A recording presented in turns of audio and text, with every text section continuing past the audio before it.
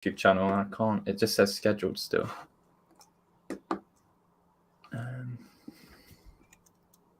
Might be a minute behind or something. View on YouTube. Let's see if that works.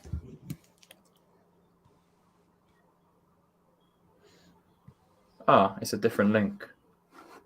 Aha, there we go.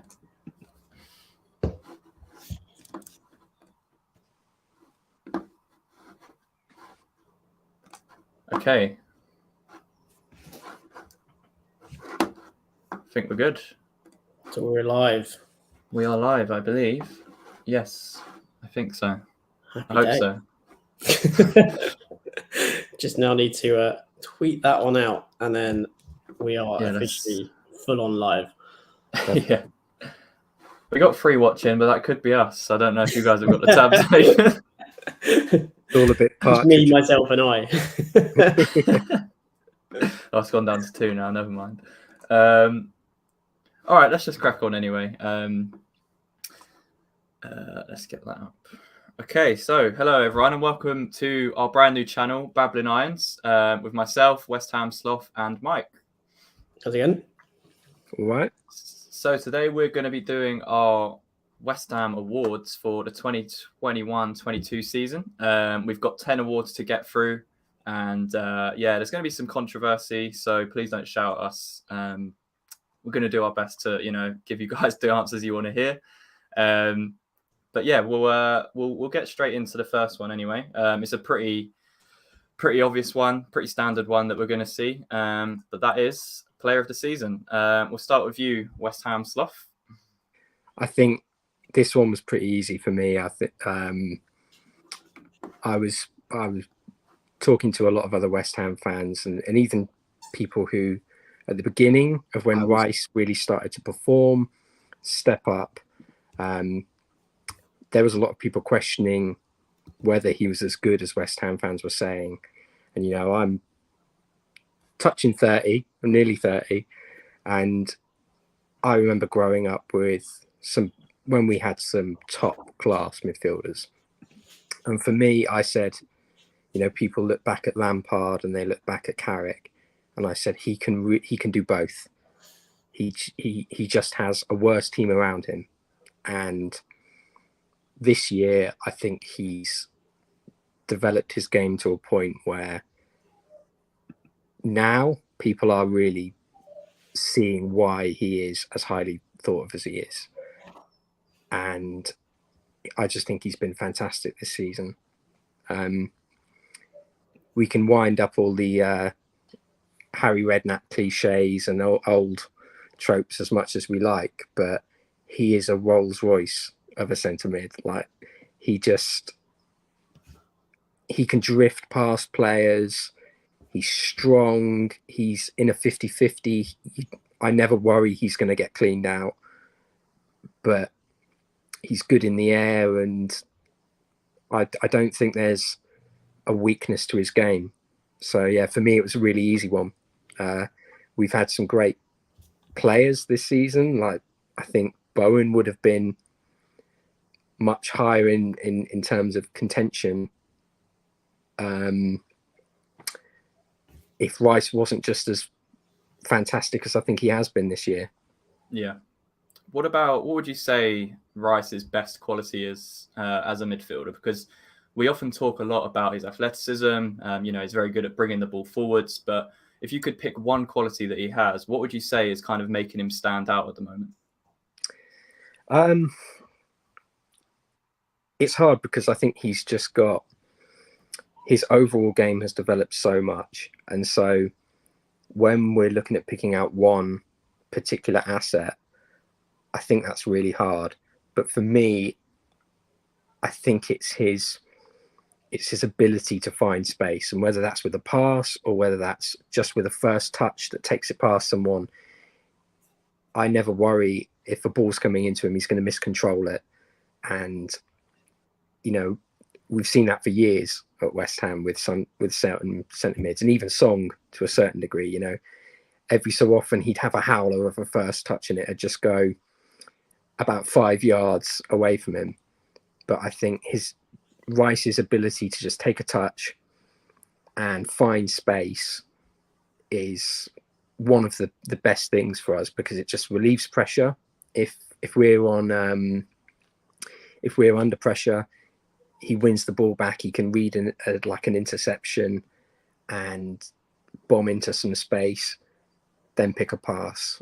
Or if we're on the counter attack, he can find that pocket and release someone.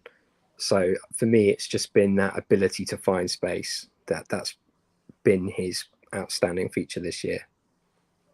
Yeah, I mean, it's hard to argue with that. He's I think he's developed significantly this season, both on the ball and off the ball, and not just in terms of his on the pitch attributes, but he's really shown what a leader he can be. At such a young age, with European football, the expectation among West Ham fans, wasn't as high as reaching a semi-final, but we did believe we had a squad good enough to get out of the group stage, which was the main point of call, which David Moyes was saying. He was saying if we've still got Europe after January, that's a huge thing for us. And we managed to get so close to that final, and he was a big reason because of that. And it was often that we didn't have that midfielder to come in after those big European nights for Brentford away or whatever we had in a few days' time. He was still playing 90 minutes every single game, and I don't know how many games he racked up. It was definitely 50 plus, but to do that so consistently, on Rice's quieter days, he was still dropping 6.5 out of 10. He was never a noticeable wobble in his performance, but I find it hard to disagree with that. I've gone with Rice as well, for the reasons you said, Sloth. But Mike, do you have anything different that we might be surprised by? Yeah, so Rice, no surprise, was top. The likes of Bowen did come very close because, quite frankly, Bowen was incredible. Another person that I would say, but I'm going to hold that one for a bit. But yeah, those two would probably are two of our big standouts. And, what Rice has definitely done is add a lot more progression to his game. His ball carries are so strong. The way he's starting to influence things in the final third is so much better. There's still a way to go into developing that final third play, but the trajectory in which he's going is great. And when you think back to how he was utilised for the Euros for England to how he's utilised for England, just shows how much maybe we indulge that talent and allow that talent to flourish, whereas England, he's been a bit more marginalised until probably a little bit recently, where he's been given a bit more freedom to kind of express himself. Yeah, no, I mean, it's very hard to disagree with Rice. I did see there were quite a few shouts for Bowen for his contributions, but I think, from what we've said throughout the entirety of the season, he has been, the one. If we take Bowen out of that team, I think we probably would finish maybe top 10, maybe around there. Take Rice out of that team, we would struggle. We would be nowhere near a European semi-final. And he's just such a big player for us, especially with Souček having a relatively quieter season compared to last. There was expectation that he would kind of continue. He had links last summer to the likes of Bayern Munich, and we were all kind of like, no, don't sell him. So I think that kind of shows, at such a young age as well. Rice has just been absolutely brilliant for us, and it's hard to say he's not our player of the season. But let's move on to the next one anyway, because I feel like most people would probably have predicted that one. This one's a bit different. We're going to pick our most underrated player from the 2021-22 season, and Mike, we'll start with you on this one. Yeah, so for me, I think one of the most undervalued, underappreciated players is Ben Rama for us. He's one of those players that isn't perfect. He's easy to frustrate you as a fan because he has so much quality. He is so good on the ball, and yet he has these moments where you question his decision making. One of the things I think impedes on him slightly is the fact that if you look at what we have on the right hand side to what we have on the left hand side with an overlapping fullback, that then creates more space because they are drawing defenders away. Benrahma tends to be quite limited with that. He tends to be kind of doubled up on a lot more, or he has to wait for, say, Lanzini or Fornals to come over to provide him that support to kind of allow him to kind of generate a bit more space.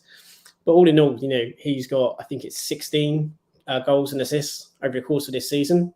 This is a player that's much maligned and called a championship at best level player.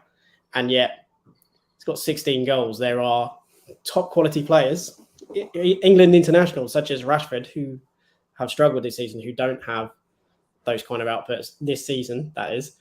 But there's, it's one of those players that is marginalised and called out. And I think mainly the reason being is that the view he is not a Moyes signing, because we know at the time Eze was the clear favourite, and then we pumped our money into Benrahma.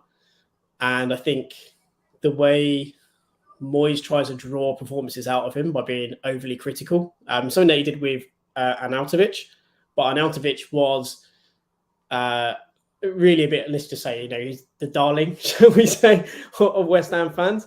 So that was, it's kind of permitted and allowed to be, to kind of be done by Moyes, because it was seen as he's trying to get the best out of him. But when it's said to Benrahma, the immediate response is, well, that's because he's not good enough.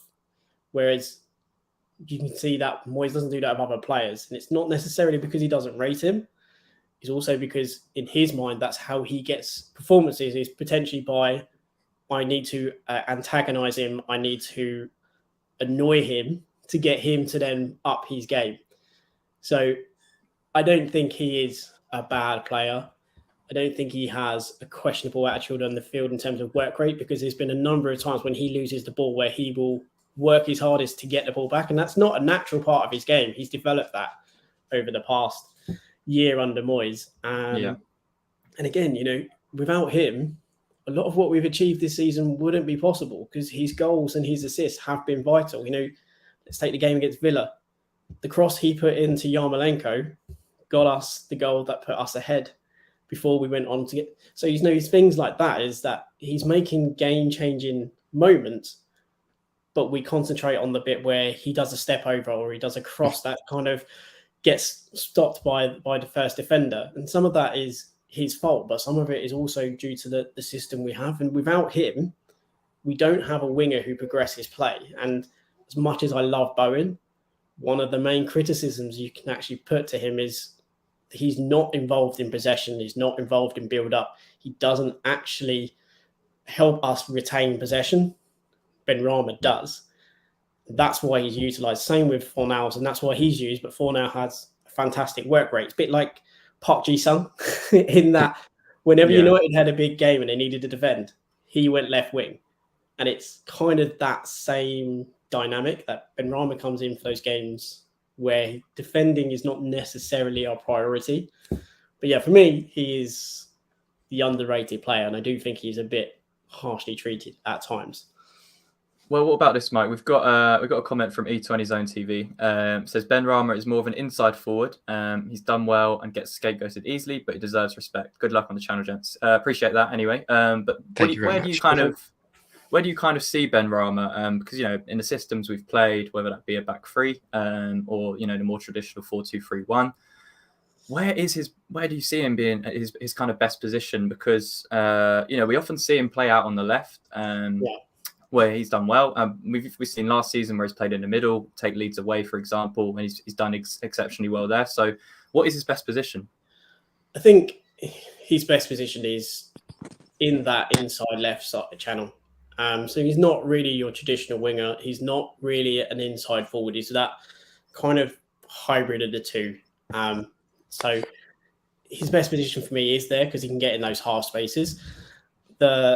The part of the problem is when you look at the Benrahma that you had at Brentford, he also, again, had a left back that would consistently go past. So you would always taking players away from him and giving that little bit of extra space, a little bit of extra time.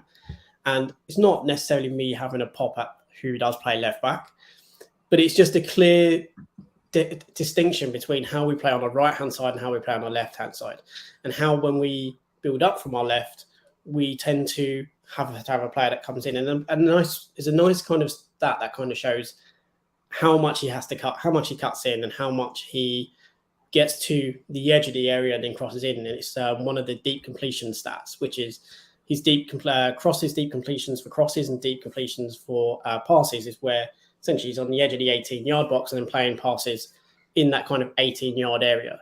So he's more natural when he progresses inside, and that's where he's comfortable, but he needs a little bit more around him to also help get that space.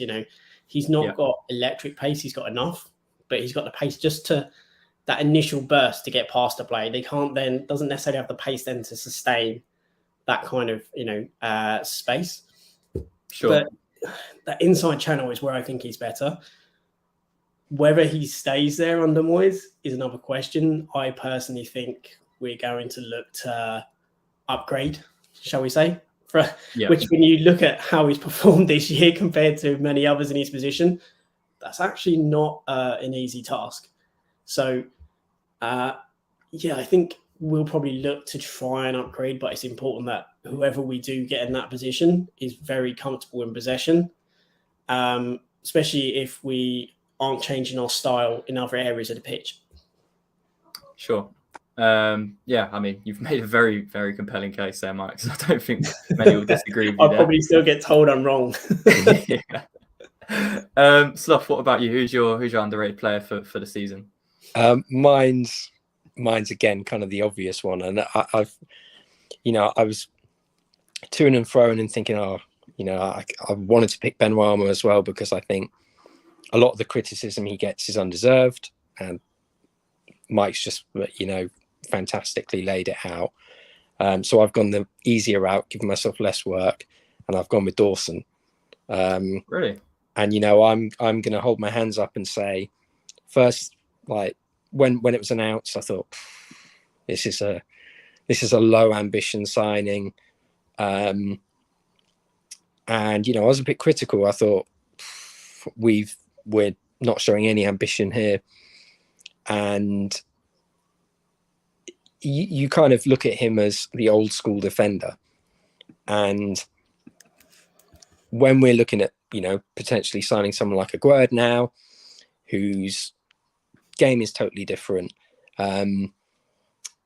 he's not the Roy of the Rovers kind of centre back that Dawson is, where he will throw himself at everything and he'll give you 100% regardless of the situation.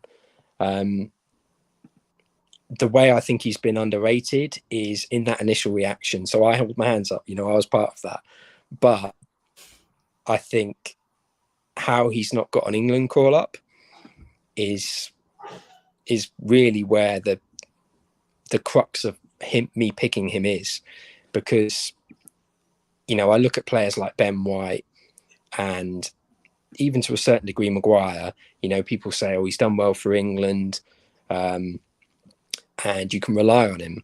Well, I'm thinking very similar things about Dawson, in the sense that he might not be as quick as Maguire, but that's why you have someone like Walker, or you have the wing backs to cover for that. And I think Dawson is probably underrated by quite a lot of football fans, if not the people who make the decisions at a higher level. So that's why I picked Dawson. Do you think, just a couple of things from that? So for Dawson, I wouldn't have him in the England squad because he suits how we play, and we play that low block. He's like you said, he'll throw himself in front of everything. But for England, very much going to be based around possession, playing much higher line than what we play, a different style. I don't necessarily think he would be the best pick for England. I think. Go on. Let's hear it. I totally agree to a sense that we've got some really young, exciting centre backs coming through for England. However, I think his performances just deserve it, and we look at Tyrone Mings getting a call up, and you think, blinky blimey, like how has how's he got a call up ahead of Dawson? And one thing that I've been really surprised by is his ability on the ball. Like, I'm not saying he's going to progress us to a next level as much as I, kind of don't like that term, but his passing range has been fantastic at times. His long balls, like towards people like Ben Rama, our wingers, they've been fantastic. And yet, you hear the arguments for people like Mings is, his passing range is great. And, he's left-footed seems to be the only one that I think really is why he's there.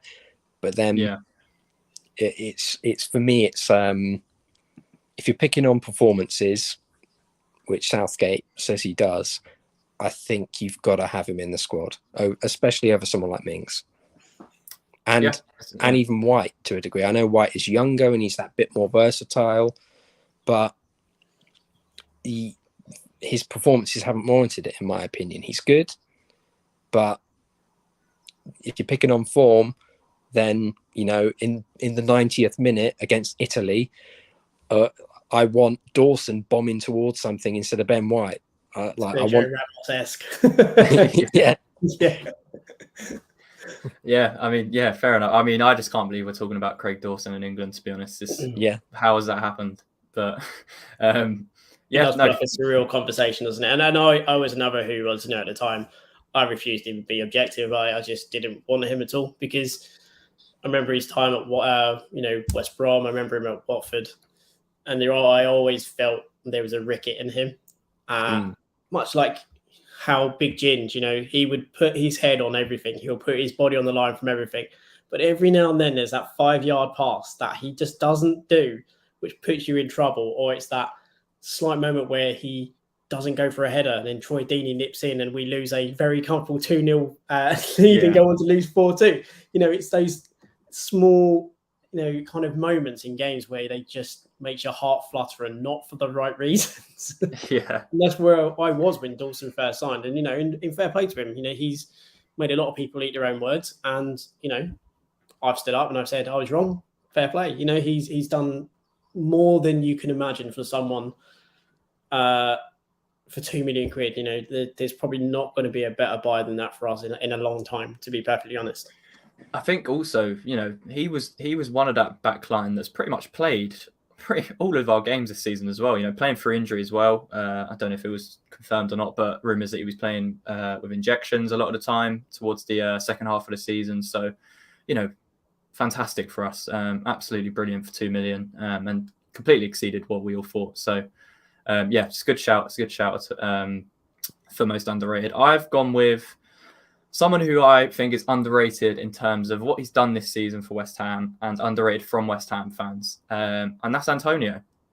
He started the season really, really well. Something like 6 goals in his first 6 games.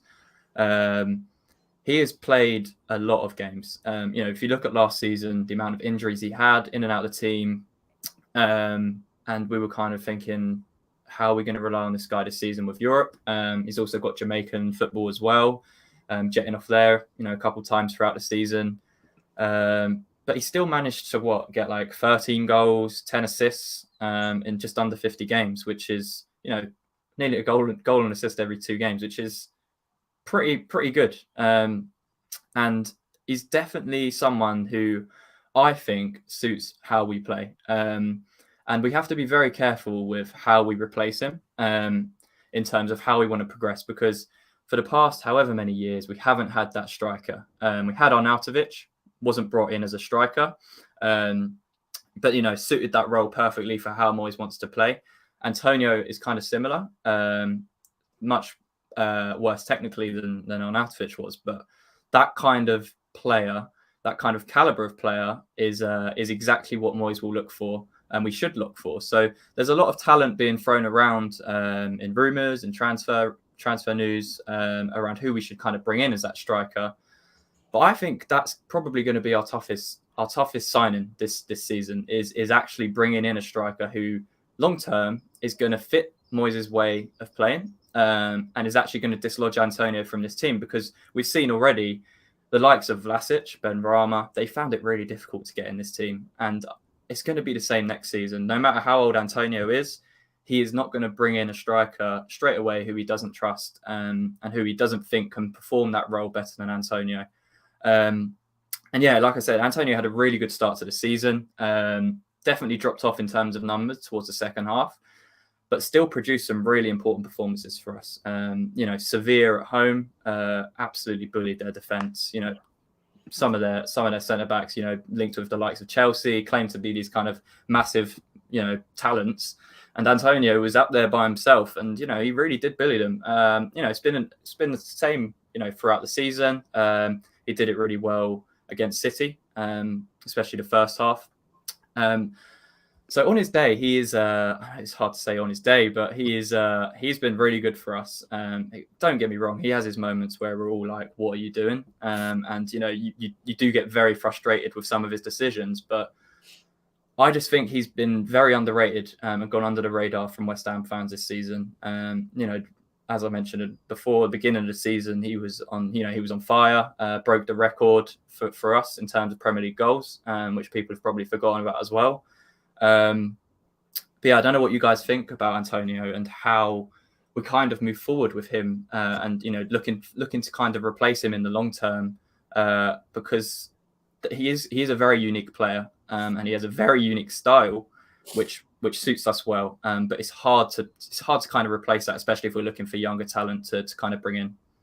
Yeah, I think he's whilst he is a winger by trade, right, and you can see that sometimes in his finishing, it's not the most natural.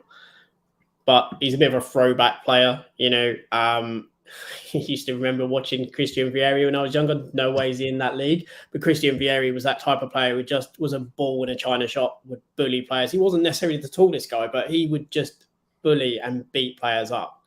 And I think when Antonio's fit and he is rested, he is that player who is incredibly hard to deal with, and some of the best defenders struggle to deal with him because that type of player isn't around at the moment. Obviously, it's cyclical. It will come back round at some point, but at this time, that type of striker is not there.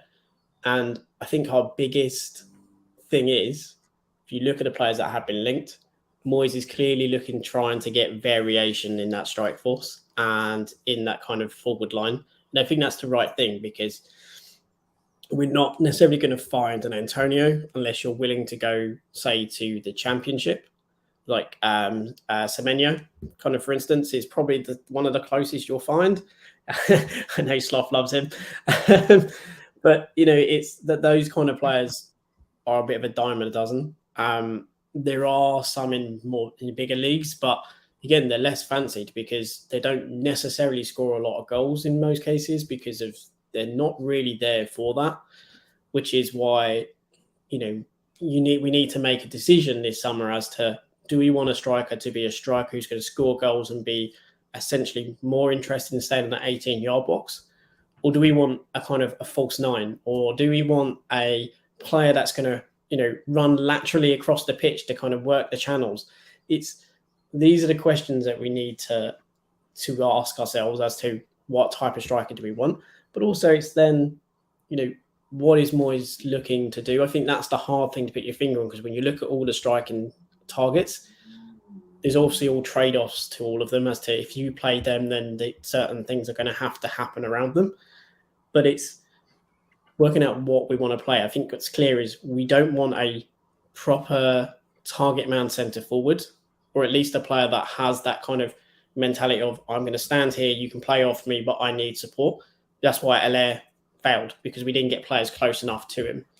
There are kind of target men-ish types, but they offer runs in behind, and they're a bit more of an all-round kind of forward.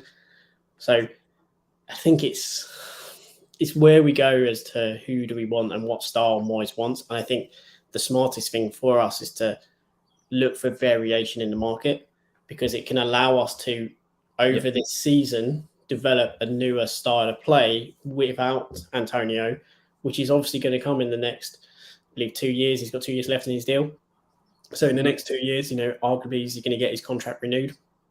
Probably not. So, you need to start developing now, either a young player or a player who is about 24, 25, who can kind of come in a bit more immediate and take over in the next year to 2 years. Sure. Right, we're gonna have to whiz through some of these next ones because we have done 2 awards in half an hour. But we were ambitious. We ain't high. Yeah, you might want to grab yourself a cuppa or something and settle down if you're still watching. Let's go with the next one, which is opposite of what we just did. Overrated player of the season, and Sloth, we'll start with you on this one. Okay, I think there's an obvious one for well, at least through Mike and I have a very similar opinion on this, so I kind of thought I'd pick someone different, and I went for Lanzini. I can feel an audible groan or kind of like a wince because I don't want to be saying this, but the problem I have when I say overrated, I think it's been a mixture of things. He scores some absolutely incredible goals and he's technically fantastic, but he seems to have lost that bit of pace that he had from that knee injury. And for me, there are so many players out there who offer that bit more on a low. They'll be on a lower wage. They'll be younger, and I think for me, when people were talking about, oh well, he can drop back into centre midfield, he can play we need to drop Souček or and play him next to Rice or play him in a 3. And I kind of think, for me, Lanzini is a great attacking option, but he's somewhat limited in the fact that I don't think he's much more than an option. I think he's lost the he's lost a bit of the sparkle in his overall game that a lot of fans think he has from scoring a worldie against City or the Spurs goal, which I love him forever for, and I feel bad for saying this, but for me, I think he's one that I would be looking to shift in the summer, to be honest. Okay, well, you mentioned there that you guys had a similar opinion. So, Mike, I'm interested to hear who you've gone with here. Yeah, so my one is for people who follow me. No surprise, that is Aaron Cresswell. I appreciate what he does in possession. He helps us maintain possession, and he helps us maintain that well. But where then I start to then struggle, because there's a lot of talk around, he makes progressive passes or he makes a lot of forward passes. Now, that's quite easy if you have a left winger who's quite close to the 18-yard box, because a progressive pass is basically passes that are pushed towards the 18-yard box. So if you are consistently passing to your left winger who's in space, it's easy to get progressive stats. Defensively, he's quite passive. Part of what frustrates me is how, and I think it is also tactical, so it's not completely on him, but he comes in quite central. And, Frankfurt goal wasn't on him. It was a bit on Fornals, but it was also on the fact that no one knew what they were doing. So I'm not going to put that one on him. But there are occasions like Rashford's last-minute goal at United where he's just switched off. Even Frankfurt's first goal in the home game, both him and Zuma both completely switched off, were just essentially just watching play. They weren't even watching the ball.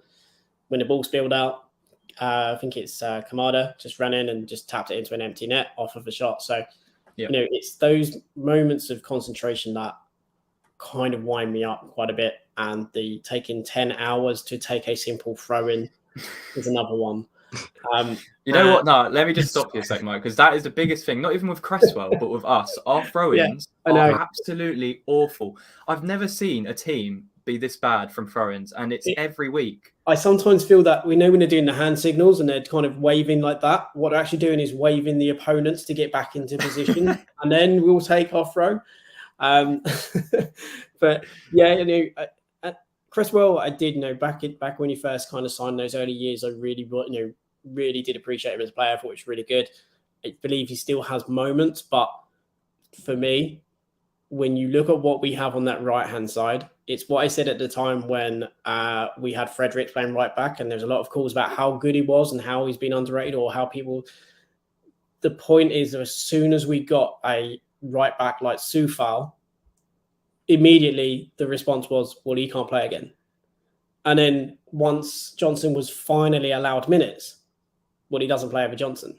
So that's how I feel with Cresswell. He's a good player. He is a servant of the club. But ultimately, who cares that he's a servant of the club? He's been paid to do a job. Yes, he's been there a long time, and it does deserve some level of respect. But also, we can't use that as a justification for not criticising a player or not calling out where you maybe see weaknesses in their game. Yes, they've been a servant, but is that a servant because we chose not to invest, or because we haven't invested well in that position? Had Masuaku done well, would we be talking about what a great servant Aaron Cresswell is if Masuaku would have eclipsed him and done well? This is kind of the point that because we haven't had better, does that make it, something where, you go, well, we couldn't find better? I don't believe that is the case. I don't believe that we could not have found better, especially when he first came back from his injury. And, he has done a lot, and his free kicks are quality, but I just fail to see in open play enough of what he does to warrant maybe the protected status that he has.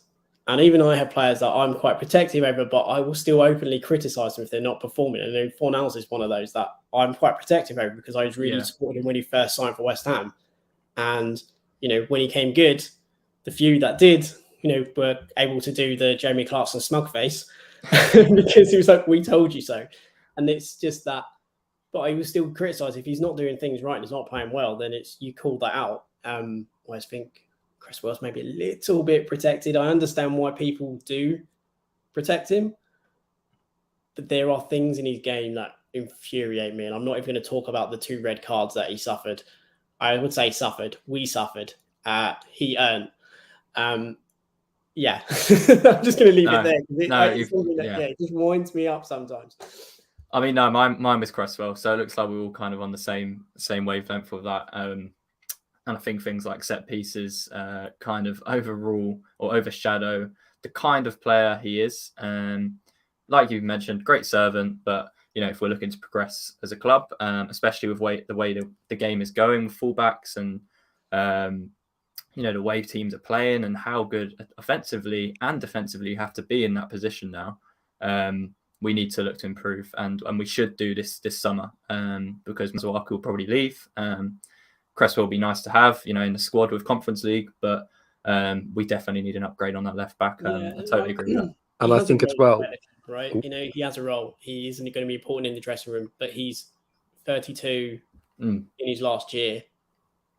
We don't upgrade now, we're never going to upgrade. And then what we're going to do, maybe extend his contract by 2 years and still be trying to root around for an option. And, even Manu Longelo, who had a great game against Dinamo, he hasn't even got a look in when there's been injuries. So, do we still overlook on him? Do we try and make Johnson a left back? It's all of those, what do we do kind of players for me. Yeah, no, totally agree. Right, let's move on to what we think is the best team performance from last season. There were some good ones, there's some bad ones we'll probably get onto in a second as well. But what was your best team performance of the season? Let's start with you, Sloth. So mine is kind of piggybacking on the back of the Cresswell point, is Lyon away. I think this was probably our most composed performance. We went there, we had a plan and executed it 10 out of 10. I think we basically bullied them in their own backyard. And it went right for us, everything we did that night. And yeah, kind of playing into that point about Cresswell, I think that really exposed a lot of his weaknesses, where we had more athletic and quicker and willing runners in that left back spot. It opened up space against them. And in the first leg, where particularly in the last 20, Tete came on for Leon and was causing havoc against Cresswell. Sorry, to be fair, Cresswell wasn't on that point. Yeah, sorry. He was off. He was causing havoc in that spot where Cresswell would have been. And I kind of was thinking, even if he'd been on the pitch, that pace would have been a nightmare for him. And I think we see it. We just saw in that away game where the athleticism is so important. And we looked solid throughout, and we looked clinical as well. And, this is a team, Leon, who they're having a shocker of the season. And yet they were still progressing into the knockout stages. And they're not something to be sniffed at, People, I saw quite a lot of comments about us having an easy run in and that kind of thing, and I just think it's horse shit, to be honest with you. But we went there, beat them in their own backyard, and we made it look easy. And for a team of that caliber, that's no easy thing to do. Yeah. So no, I mean, yeah, you can't really argue with that. Yeah, it was a really good performance. Mike, have you got anything different at all? So to that game, I think Steve summed it up pretty well. The only thing I'd say, I think the first 20 minutes when we was trying to find our rhythm, we gave probably a little bit too much space to say like a Kambe, but after that, after we got the first goal, I think from there the nerves just went and everything just released and controlled it. But for me, the best performance was Sevilla. 120 minutes of bossing the most successful team in Europa League. And it's not even tinted goggles to say that we bossed them. We absolutely did. We stopped En-Nesyri from doing anything, and he tried his hardest to earn as many fouls as he could to stop playing, to stop our progression. But we were just a wave after a wave after wave in that game. And, the header from Souček, the elation that happened when that header went in was amazing. Probably one of the best atmospheres we've had at London Stadium. It was phenomenal. And then, when Yarmo scored, it just felt like, in that point, after the Villa game, there was only one player who was going to do that. And to be honest, it kind of felt like if we would have scored in the 90th minute, it would have maybe not made it as special by scoring in the extra time. And I think it was even definitely 3 or 4 minutes left. And I just think in that game, it was just so complete, so strong. And, we made players like Koundé, who is phenomenal. He has fantastic pace. He could keep up with Antonio with a pace, but as soon as he got into a shoulder-to-shoulder, you could see he was uncomfortable and he wasn't, enjoying that. And I think the atmosphere was just one of those things that kind of made it that all-round kind of great performance. Everyone seemed to be in tune with getting that result. And because we're running out of time, I'm going to stop. No, we could go on about that night all day, really, couldn't we? But yeah, no, it was between two for me. So I'll go with my other one, which was the win against Liverpool at home. I think at the time we leapfrogged them in the league. I think we went into the top 4 with a win, maybe even third. And I'm a big fan of kind of XG and looking at those kind of stats. And we didn't just beat Liverpool; we beat them on the expected goal stats as well. And I think, their first goal, fantastic free kick from Trent, hold your hands up. But, it was easy, especially in my mind at that point, I'm thinking the worst. As you do against a side like Liverpool, you think this is probably going to be a rough second half. But we came out and we were absolutely fantastic. The goal we scored, Bowen kind of going through 3 or 4 players, playing in 4 nows. and then Zuma from the corner. It was maybe the only time this season where I've kind of been in a bit of disbelief at what I was seeing. With the Sevilla game, I kind of expected us to win, just because of how we were playing at home, and especially against the big teams. And take nothing away from our performance on that night, we were really good. But against Liverpool, we've seen what they've done this season.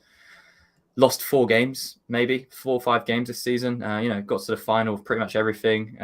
Could have easily done the quadruple, which is outstanding. And for us to not only beat them, but outperform them was really, really good. Really special performance. And I think that might have been the game Ogbonna got injured as well. In the first half. Yeah. And Ogbonna and Zuma were doing really well together, and then we had to bring on maybe Dawson. I think Dawson. That was when Dawson started to come in, and it didn't change anything. We still continued to play with the same intensity, same attacking threat, and like I said, outperforming them on the expected stats as well as beating them was really special. So yeah, I would probably go with that one for our best performance this season. Let's quickly go on to worst team performance, and then we'll be halfway through, and then we can kind of swiftly go through the next ones. They'll be less in depth. But Slough, let's start with your worst performance of the season. For me, it's not a loss. It was the 0-0 at Burnley away, because that for me was really the beginning of the end of the kind of league push. And I'm not saying we haven't had a fantastic season. We have, but there was so much in that game that I think it was just me yelling at the TV screen and saying, like, come on, like, there was misplaced passes, and the Dawson penalty. It's a clear penalty. A team like Liverpool get that every single day, every single time they play. Right. You got an apology though, so that made it better, didn't it? Well, that made me feel so much better. It was better than the 3 points, to be honest. But it was one where I think, had we gone there and beaten Burnley, even if it was just for a 1-0 win from a penalty, it almost sends a message to teams around you that you can win ugly, and you can put in a bad day at the office and still get results. And for me, we just looked a bit out of ideas. We didn't create enough, and I'm going to try and keep it quite brief, but for me, I that was the beginning of that great period. And I remember it was right at the beginning of the January window, and I thought, this is going to be the wake-up sign. This is going to be the wake-up call to buy another forward. And it felt a bit like that was the beginning of Antonio's dry spell, and it was where we kind of not stagnated, but lost that edge that we'd had. So yeah, for me it was Burnley away. Yeah, I mean, yeah, we've had a few of those at home, and there's no debating that was a rough one. For me, mine is actually a win. So I wanted you guys to kind of maybe guess one game this season where you think I might have selected us for actually winning the game, but having it as our worst team performance. Ooh, that's a good one. See, now I'm struggling to think of the bad wins.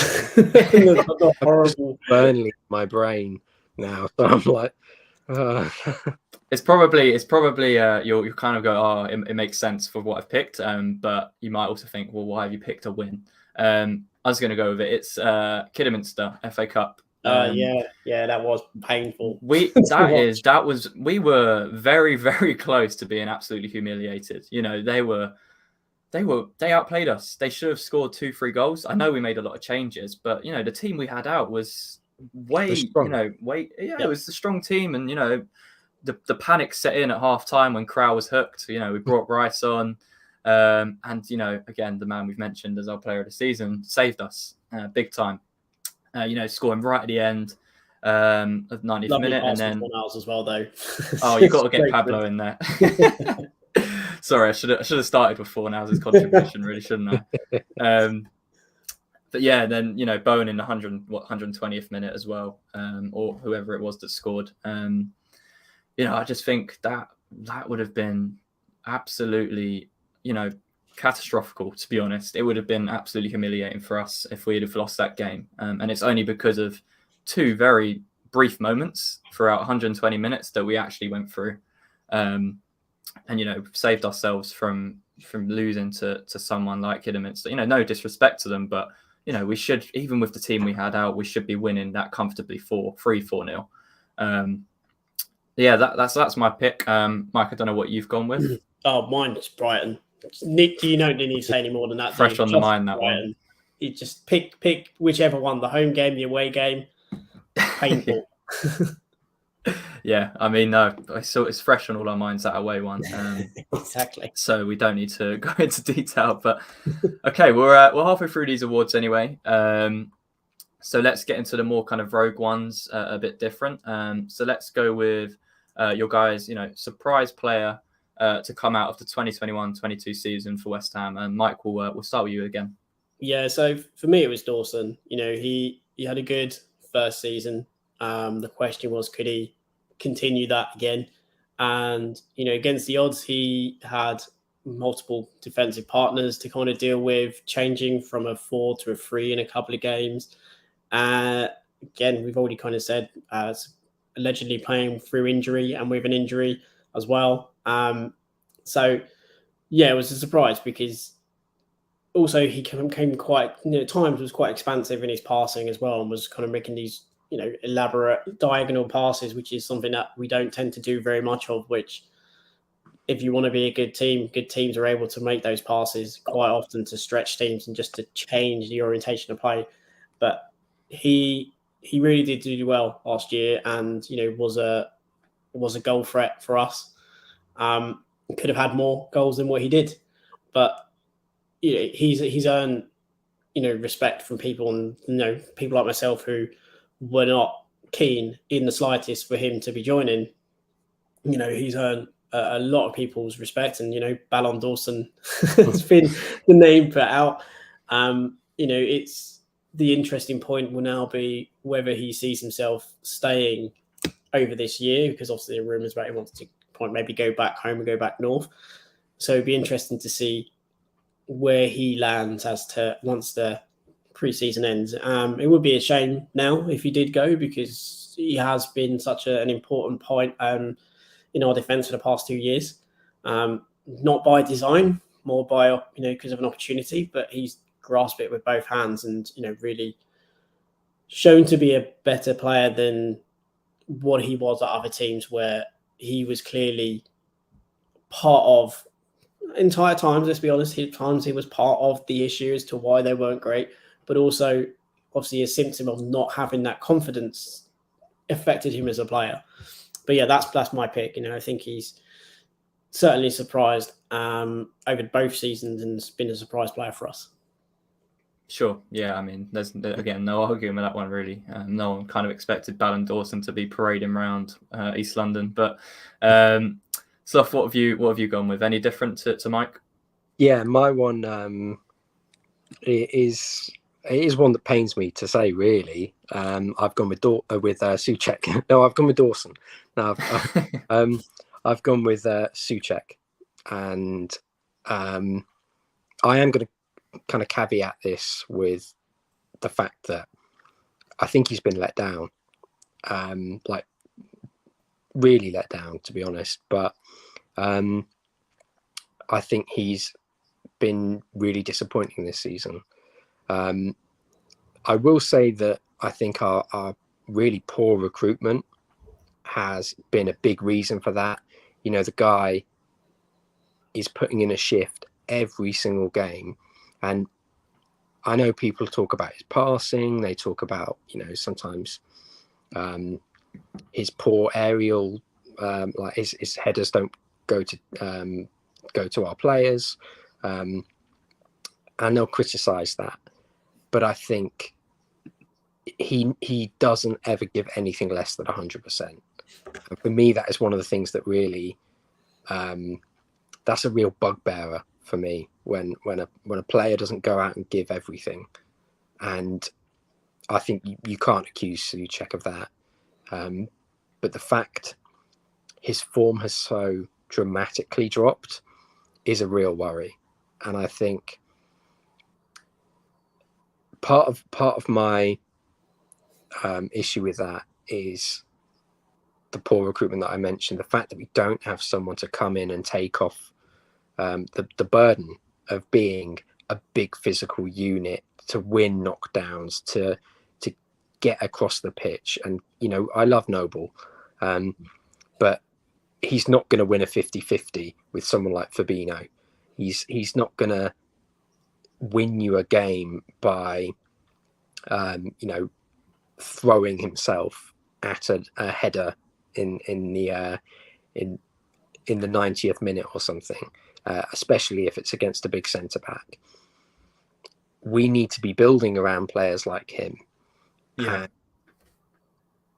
I think the disappointment has been in not capitalising on that great form and running with it, because I spoke about Rice's overall improvement to his game, and I think Souček has been held back where we've seen some limitations to his game. The passing is one that I've mentioned, but I feel like if we didn't have Lanzini in a pocket, or if we had someone like Lingard who would run in and pick up the ball and use his pace to transition it, that picks us up so many more points. It gives us so many more chances.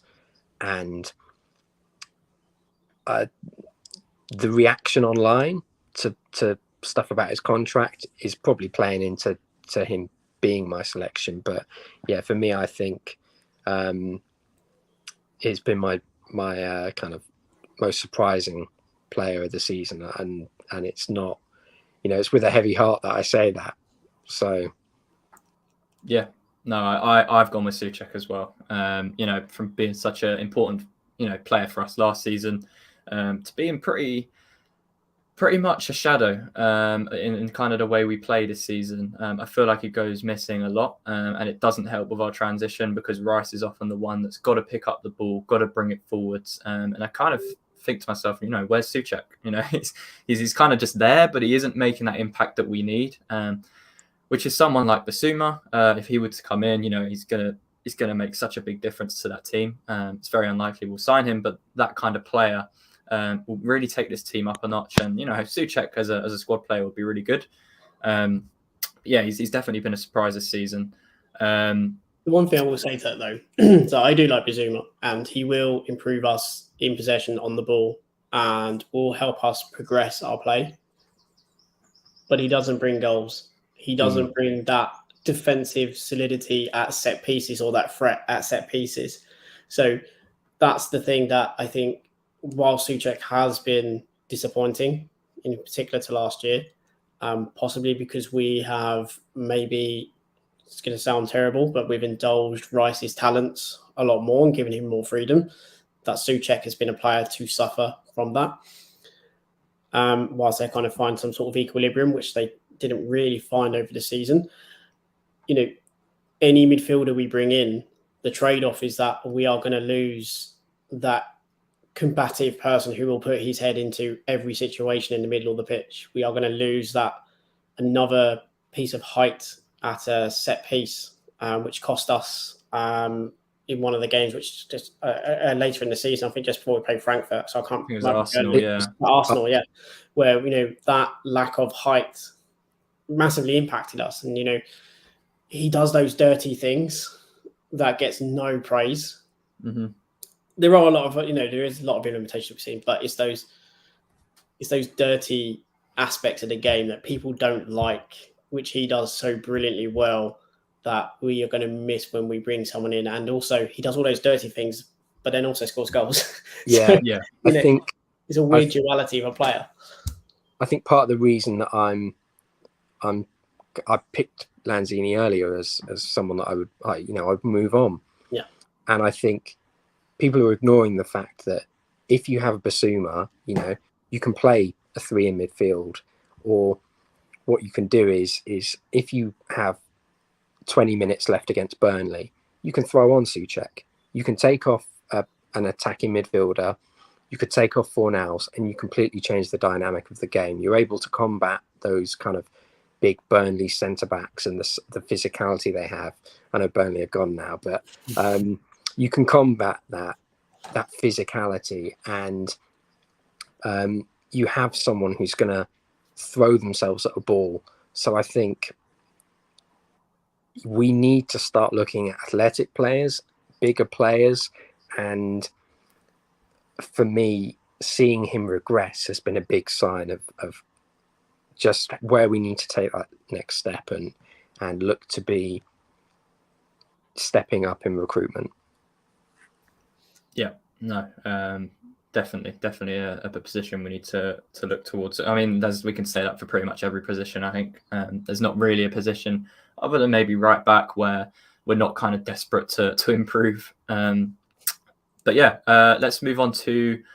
We've got 4 more. We're going to go with best tactical switch of the season. And Mike, we'll start with you again on this one. Yeah, the one that always springs to mind is the first game of the season, because it sets the tone for the whole season. Was that Newcastle, right? Yeah, against Newcastle, yeah. So we didn't start with the right tone, did we? Saint Maximin was just, to be fair, toying with us. Newcastle were, I believe they went into 2-0 and two goals up, I believe. I think we equalised and then they went 2-1 up. Potentially, yeah. So we were in a less than advantageous position throughout that game. Definitely. And Saint Maximin was just toying with us essentially. But then Moyes made that tactical change to actually not stand off him and actually move Declan Rice closer to him. So as soon as Saint Maximin turned round, he was getting hit with tackles, and he just, once we nullified him and cut him out of the game, Newcastle at that stage didn't have much else around them. And, we went on to get 4 goals. Ben Rama and, Antonio were linking well. And obviously they both set each other up and both scored in the game. And I think that was the game where just that small change to all of a sudden make Rice more the defensive one and give him the responsibility of, he is your man, you will stop him, and you need to get onto him. Flip the game in our favour. And then all of a sudden, once we nullified their real threat and their outball, we just took over the game and dominated. And, St. James's Park is not a ground we normally do well at. So I think that's the game for me, which had the best tactical change. And again, it's the game that's allowed to set the tone for the season and then set us on our way to doing what was, quite frankly, a pretty phenomenal season by our standards. Obviously other teams do have better seasons than us, but it was a great season for us, and that was it's the way that you start sometimes it can help you to kind of your end goal. Yeah, no, totally agree. I was at that game, and going into half time, 2-1 down, a lot of fans around us kind of saying, "Oh, here we go." First game back, and we're kind of putting in this kind of performance, but Moyes tweaked it, to be fair to him, very early on in the season. And, it paid dividends. We had that, 10-15 minute spell where we scored 3 goals. We're really good and could have had more. But, that was one I was contemplating picking, but I actually went with the Chelsea game at home when we beat them 3-2. I think, if I remember rightly, we matched them in terms of how we set up in a back 3. We kind of played that 3-4-3, which they play. And, we were 2-1 down at half time. We were kind of being outplayed, to be honest. We had that one moment where we got the pen, but we were miles off it in comparison to what Chelsea were doing.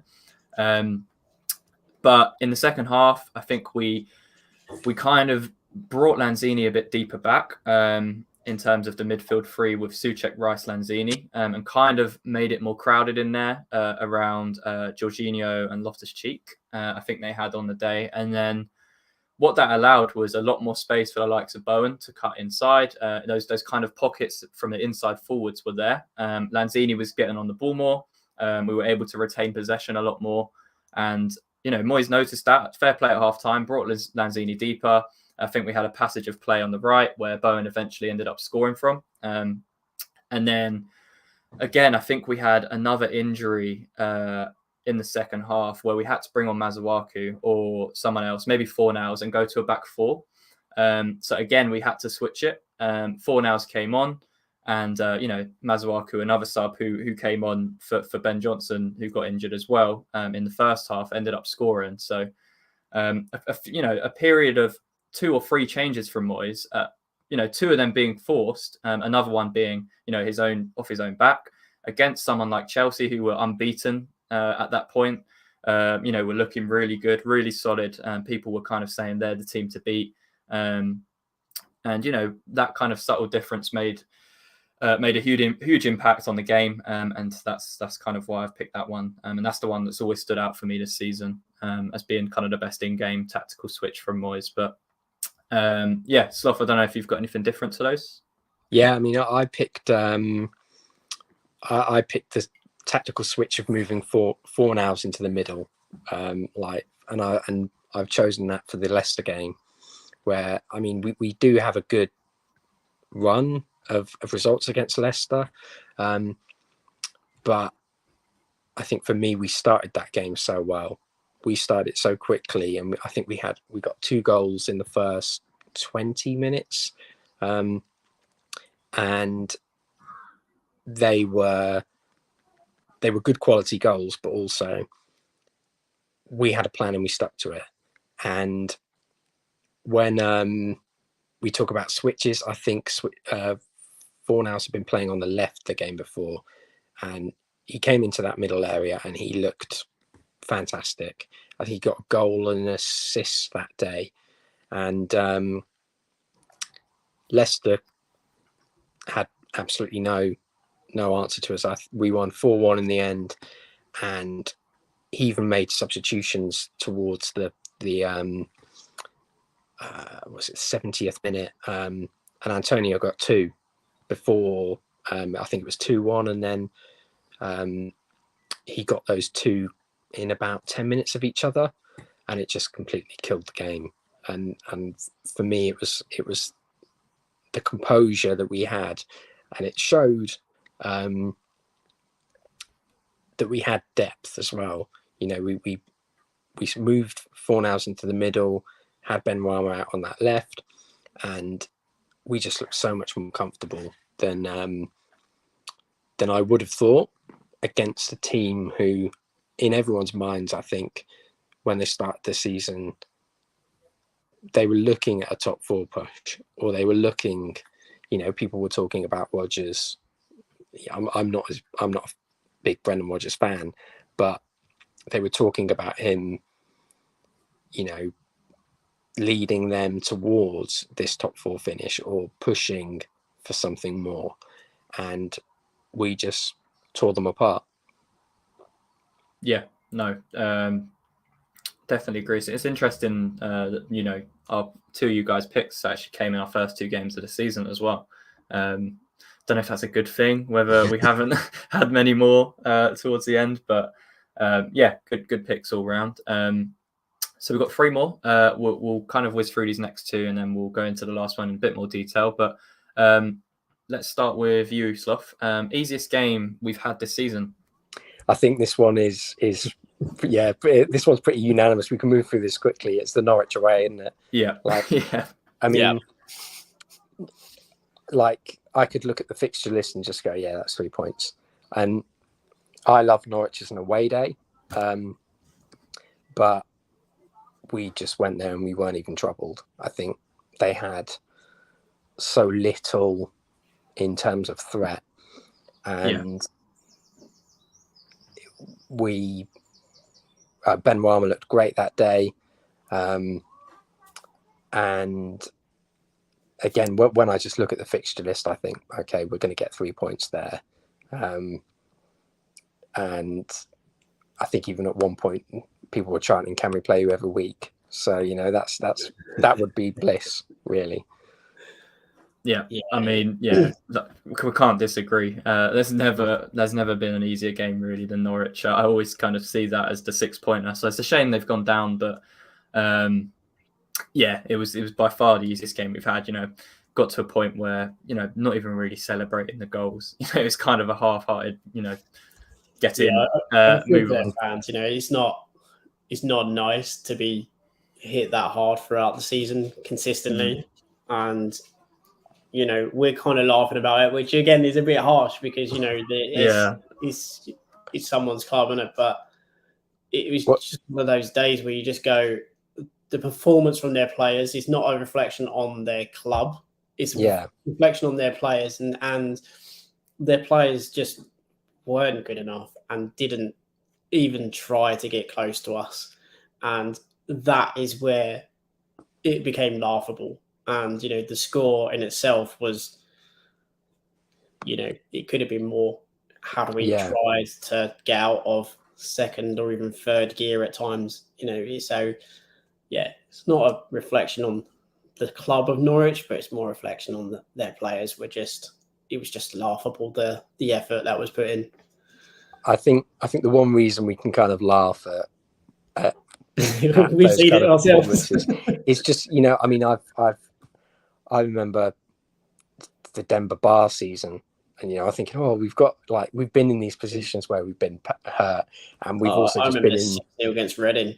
Oh no, these things like that. So that's why you kind of can laugh. It's like, we've had it. We've seen it, and we've taken our licks, so it's fine for us to. It feels a bit better now. We can exactly. But amount of times we've probably been laughed at over the years. So I don't think Norwich fans will take it to heart. I think they know themselves that it's been a shambles. But they'll be back up next season. It's the same story. But cool. Let's kind of do the opposing one to that and toughest game. I've actually gone with City at home. Towards the end of the season, I think with what they had at stake, with the players they had, and with everything our squad had been through to kind of get to that point, I think it was the first time we didn't have European football. So we played Norwich, a few days after that Frankfurt defeat, and then we had that week break to City. And it's the first time where I've kind of thought, this is, it's very refreshing to have this. But then you look to City's performance against Wolves, 3 days before playing us, Kevin De Bruyne scoring a hat-trick in 20 minutes. You're thinking, I do not want to go to this game. It's going to be one of those kind of routine 3-4-0s that we've seen at the London Stadium from City. And, you look at the stats for that game, they had a lot of stuff that they should have probably scored from. A lot of shots, a couple penalty decisions that we kind of got away with. We didn't get away with in the end. Got the penalty save. We were very clinical when we did have our moments. And I think actually at 2-1, we had a really good chance with Antonio, which was the most disappointing thing. And Bowen, cutting in. But overall, I would say, we haven't had a tougher game than that from all of the teams we've played, whether that be Liverpool, Chelsea, Sevilla, Lyon, City, by far the best team we've played, and the toughest challenge. And the fact we got a point from that, second last game of the season, having played 50 games or whatever, with the squad they've got and the options they've got, was really impressive. But that's a quick summary anyway. What have you got, Slough? Anything different? I've gone for the Sevilla home game.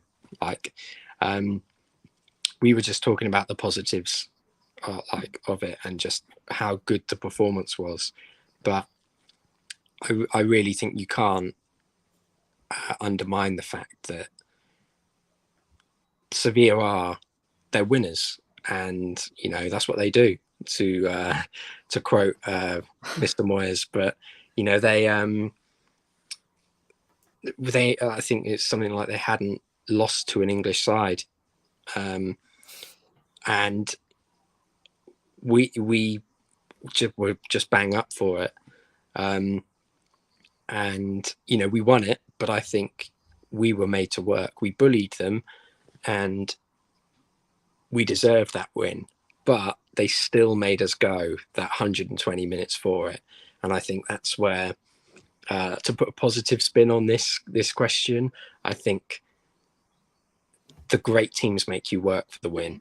And we could have held on for the for 3 points against City, but they made us work for it to the point where, it could have easily been that we'd left with nothing. And against Sevilla, we showed that difference, but they made us work for it. Definitely. And the Areola save, that is what huge is. It could have easily been a case of they score that goal and heads go down. So that was my choice. Cool. Mike, anything different to those two? So I went with the Lyon game at home.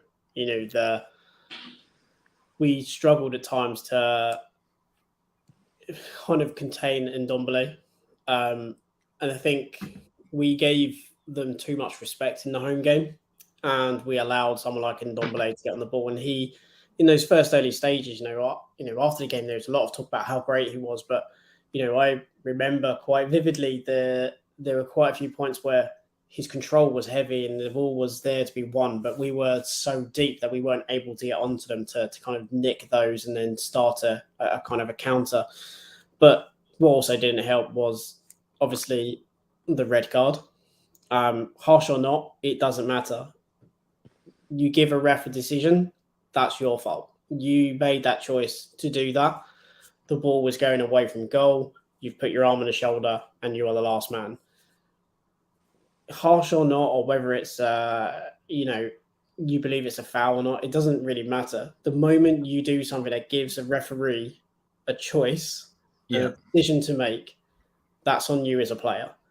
And you've made that decision to do that, whether it's out of panic or whatever, you've made that decision, and then you have to deal with the consequences. And as fans, I think we've also got to accept that whilst we may think these things are harsh sometimes, or some of these cards, if you give the referee the opportunity to make a decision, you've got to expect them not to go your way. And, there was a lot of things in that game that made it tough. There was the red card, which made it tough from a kind of point of view. We had a team that's very good, who were very good in possession that game, who were pulling us around left, right, and centre. And, we had to manage with one less man. We also had the fixer. I'm not even going to say his name. He doesn't even deserve to have his name said. Don't. The fixer in black. Sorry, that's my dog who agrees, But we had the fixer essentially control the game rather than officiate the game, controlled the game and stopped anything, or any time we seemed to get some sort of momentum, it was then stopped with persistent calls and decisions that were not in our favour. And I think that was the toughest game, because we had to play a lot more than just the actual game itself. There were other elements that contrived to make it very difficult, which made then obviously the win in Lyon far more impressive when, we were allowed to play football, shall we say. Yeah, no, I think that's a great point. When I was looking at this kind of toughest game, I kind of looked at it from a quality point of view, but external factors in that game were horrific. That, decision, dubious, whatever. But the entire 90 minutes, that referee was absolutely abysmal. And like you said, playing that second half with 10 men, scoring with 10 men to keep us, in a tie. If we'd have gone to Lyon 1-0 down, could have been a completely different story, knowing that we had to score, and that was kind of the same against Frankfurt. We looked okay before that red card, but we still didn't, I guess it was similar with Lyon. That first 20 minutes could have been different. But yes, no, totally agree with that pick. But let's move on to our last award, which is going to be the biggest in-game moment of the season. There's been a few, whether that's positive or negative. Probably a few stand out to many West Ham fans. So, Sloth, let's start with your biggest in-game moment. So I've tried to avoid some of the more like obvious ones, just to kind of to throw a few spanners in the work. But I think the two that kind of stood out to me as maybe ones that most people wouldn't think of were the Dawson denied pen at Burnley, where we got that apology after. I mentioned it before. It just felt like we capitulated. It felt like we didn't really. We've been playing good football up until that point, and it just looked like as soon as we had that pen denied, everyone sort of ran out of steam.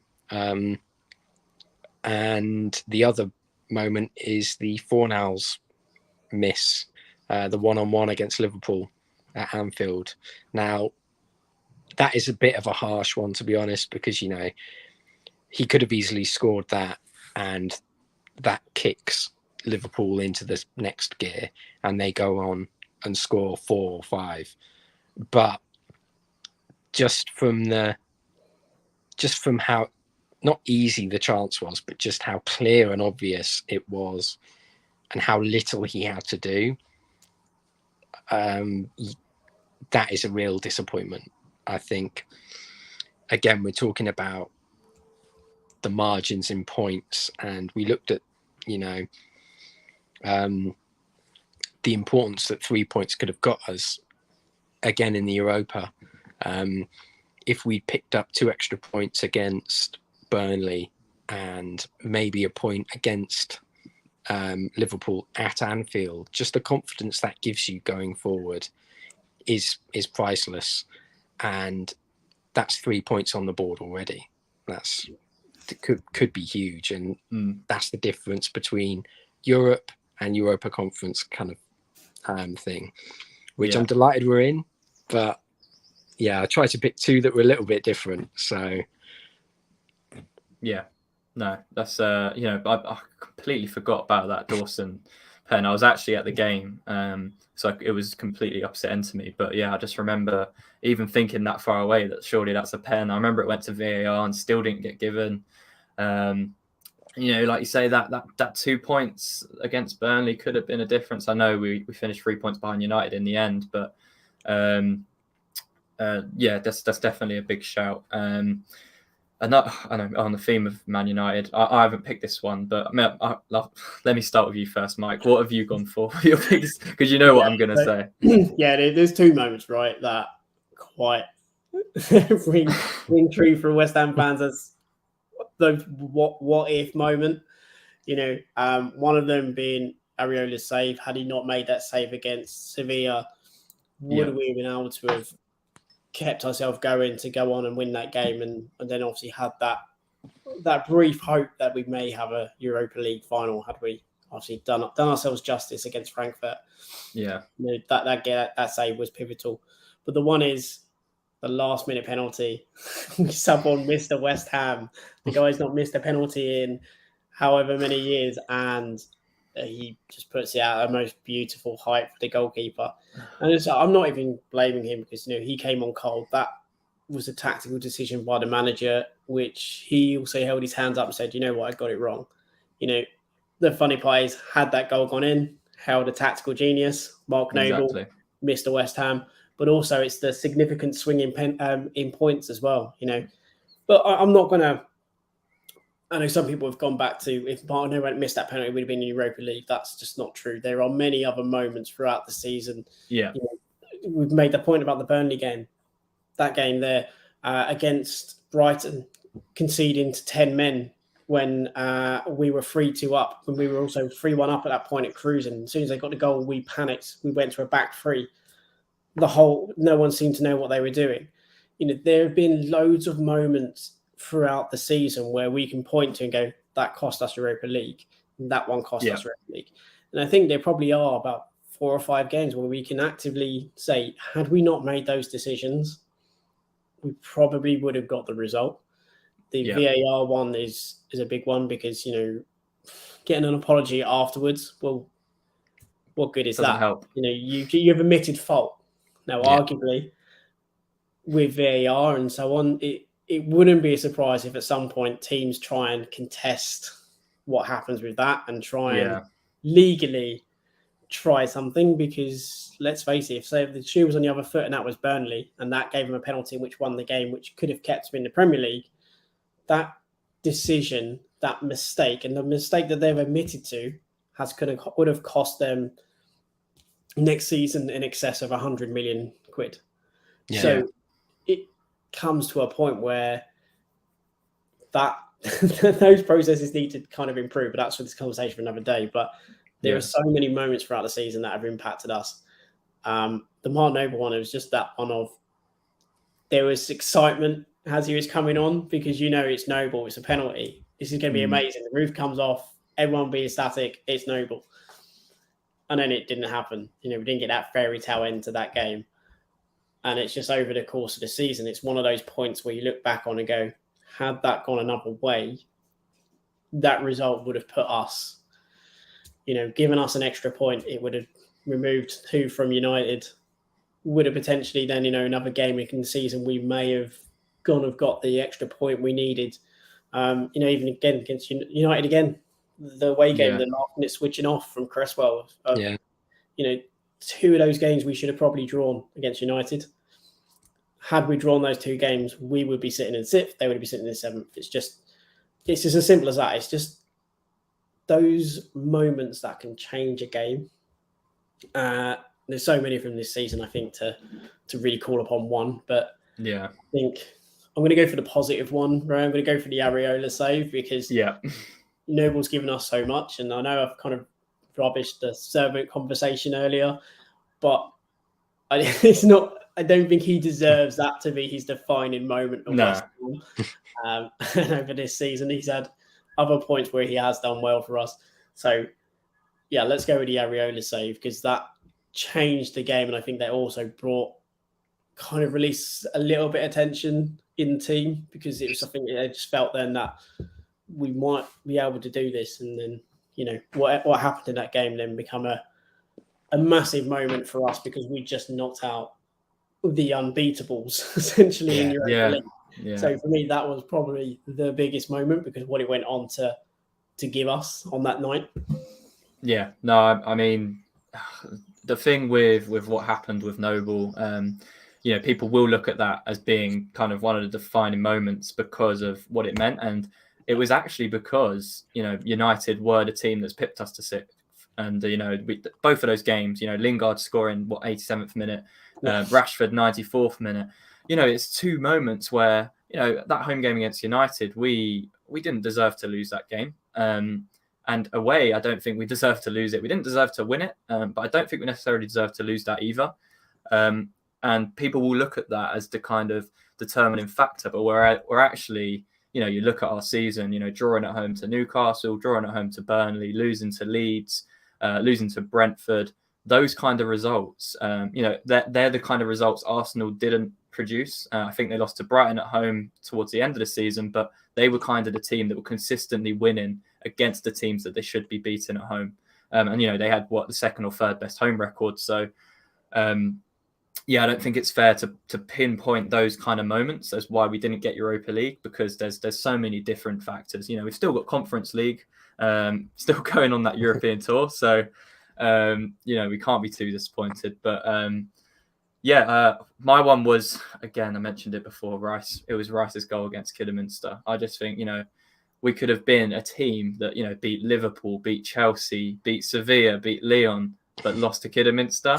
I think it would have summed up West Ham pretty well. I think that's West Ham through and through, right?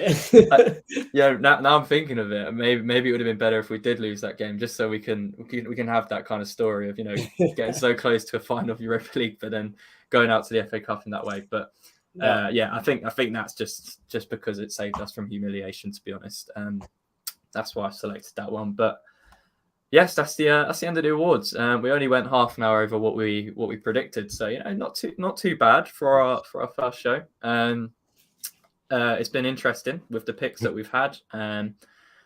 It's our first episode on the Babbling Irons channel. So it's been good to have a couple comments as well, engaging. I've seen we've had viewers popping in and out, which is really thankful for all your guys' time taken out to watch And yeah, this is definitely something we want to keep producing for you, whether that's, you know, live broadcasts like this where you can kind of tune in and comment, or, you know, pre-recorded shows. There's going to be a lot of stuff around transfers coming up in the next couple months that I'm sure we're all going to be, you know, hot topics and discussing a lot of stuff that we need to do. And hopefully in a couple months we'll be sitting in a position where we're going into that season with the right recruitment, especially with the players that have departed, and, you know, the squad depth we need to be serious next season, especially with Conference League and especially with teams, you know, around us kind of strengthening. You know, look at Villa, and then they're not particularly the best model because they're spending a lot of cash anyway prior to this, but there's going to be teams that are strengthening. You know, Spurs, you know, United will be better. Arsenal, you know, arguably going to strengthen. So it's going to be tougher. It's going to be much tougher next season.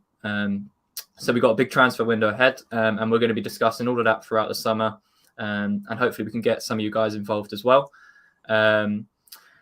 Other than that, I don't really have anything else to say, but, you know, thank you all for listening. You know, it's our first episode, so any feedback would be great. And any ideas you guys have for content, we'll be happy to produce those. And yeah, we'll definitely aim to kind of produce 1 or 2 videos a week for you guys, and get you guys involved in that as well.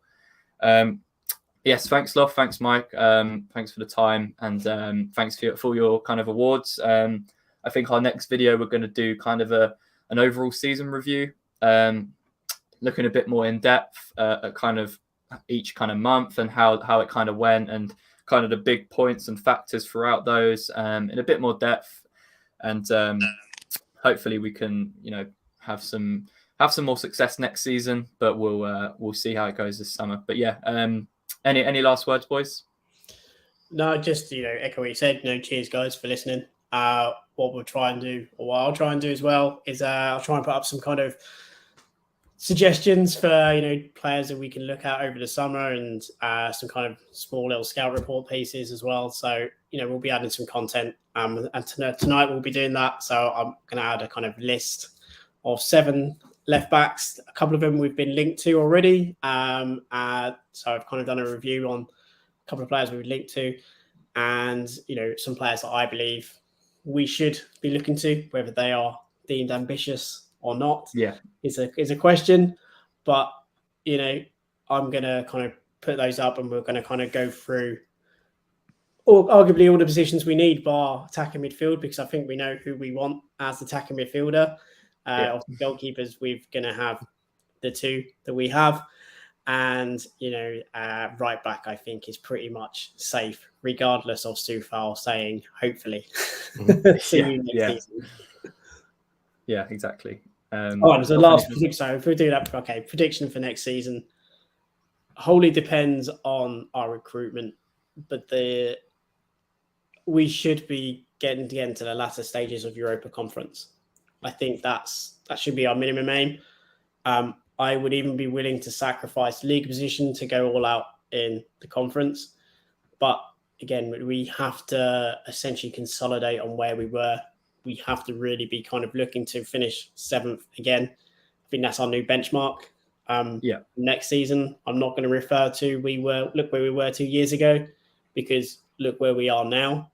You know, you're only as good as your last game, or you're only as good as your last season. And the last 2 seasons we've been where we've been, you know, we've dropped position. So I think that has to be our benchmark now. We have to aim higher and start saying that from here on out, we are a team that should be pushing in that kind of 8 and onwards position, and competing regularly for Europe and Europa League competitions. But there's stiff competition, very stiff competition probably coming next season. Yeah. Go on, Stoff. What's your early prediction for next season? I think the one reason that I'm kind of a bit optimistic is just that people are complaining about us not getting a deal over the line yet, and I totally understand that. But we've potentially got 2 very smart signings already for £20 million. That's excellent. They'll be on less wages. I think PSG are supposedly putting or taking a reduced fee or giving us money towards Areola's wages, which should tell you how much he wants to be here, and how much the club are willing to make that happen. Aguerd is a very competent ball playing centre back, and he'll give us a physical edge, but he'll also give us an attacking edge as well. And I think if we can keep doing smart deals like that, hopefully Moyes and Newman work together well, I think we can look to make that 7th spot ours. I do think we'll be worrying about teams like Leicester. Leicester, I think, were awful this year, but I think that's partly down to Brendan Rodgers not being as good as he likes to think he is. And I think it's also down to teams underperforming. So we've got to really step it up next year. I think we can get 7th, but we've also just got to worry about teams like Newcastle. They've got Brighton's head of recruitment now, and what an addition that is. That could well be the smartest move they make in the first few years to establish themselves as some sort of challengers, because they've already achieved. He's already achieved his goal of getting Brighton as a middle table club, and he's done that on a very low budget. So what they could do with some money, and a very good coach in Eddie Howe. He's an excellent coach on the training pitch. I think that could be scary, and they'll be going for a lot of the same targets as us. So we need to be smart.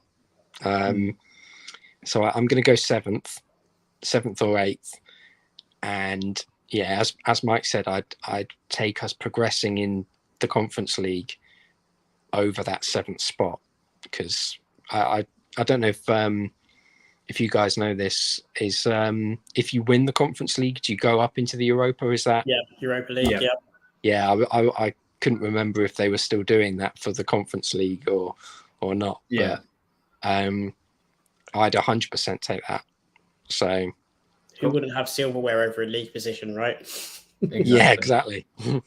Yeah, I mean, we'll probably do in kind of July time or just before the season starts. We'll do our 1 to 20 prediction, a bit more official once more signings have happened, and then we can laugh at it, this time next year when how wrong we are. But I think for me, for West Ham, early, just thinking about it right now, I think it's going to be very tough for us to maintain that level again with Europe. I think keeping Rice for one more season, which I think we will, could help, keep our kind of position around top 8, top 7, and, progress far in the European campaign again.